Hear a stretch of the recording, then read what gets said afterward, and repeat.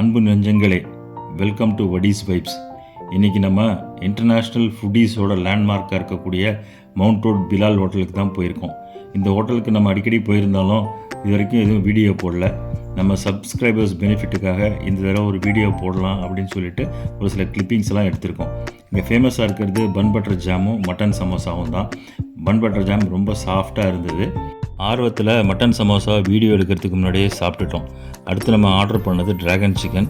இது மேலே fried noodles எல்லாம் போட்டிருந்தாங்க. ரொம்ப நல்லா இருந்தது. இது 8 out of 10 கொடுக்கலாம். அதுக்கப்புறமா இந்த மட்டன் ஷீக் கபாப் வாங்கியிருந்தோம். பட்டரியாக ரொம்ப சூப்பர் சாஃப்டாக ஸ்மூத்தாக இருந்தது.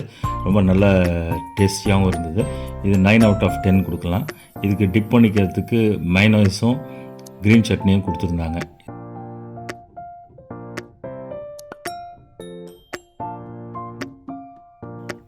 ட்ராகன் சிக்கன் நல்லா கிறிஸ்பியாகவும் டேஞ்சியாகவும் இருந்தது. அது மேலே போட்டிருந்த அந்த ஃப்ரைட் நூடுல்ஸும் நல்லா பல்லுக்கு எதமாக இருந்தது.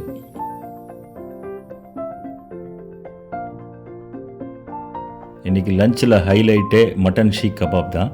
ரொம்ப மட்டன் டெண்டராகவும் பட்டரியாகவும் இருந்தது. நல்லா பட்டர் அப்ளை பண்ணி அந்த கபாப் பண்ணியிருக்காங்க. அதை எடுத்து அப்படியே அந்த மைனஸ்லேயும் அந்த க்ரீன் சட்னியும் டிப் பண்ணி அப்படியே சாப்பிட்டோம்னா ஆஹா, என்ன ஒரு டேஸ்ட்டு, அற்புதம் போங்க. இன்றைக்கி பிலாலில் என்ன ஸ்பெஷல்னு கேட்டோம்.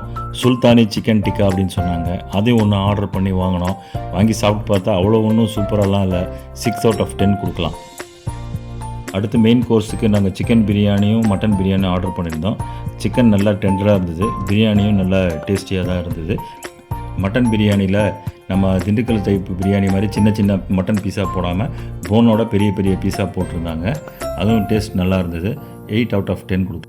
சிக்கன் பிரியாணியில் நார்மலாக எக் வச்சு கொடுப்பாங்க. இங்கே கொடுத்த சிக்கன் பிரியாணியில் எக் இல்லை. பிரியாணிக்கு அக்கம்பனிமெண்ட்டாக கத்திரிக்காய், தயிர் பச்சடி, ஃபீர்னி எல்லாம் கொடுத்தாங்க. ஃபீர்னி நல்லா டேஸ்ட்டாக இருந்தது. ஃபீர்னிக்கு 9 out of 10 கொடுக்கலாம். எல்லாம் சாப்பிட்டு முடிச்சுட்டு கடைசியாக ஃபைனல் டச்சுக்கு ஒரு பன்னீர் கோலி சோடா. தேங்க்ஸ் ஃபார் வாட்சிங். Do like, share and subscribe to Vadi's Vibes.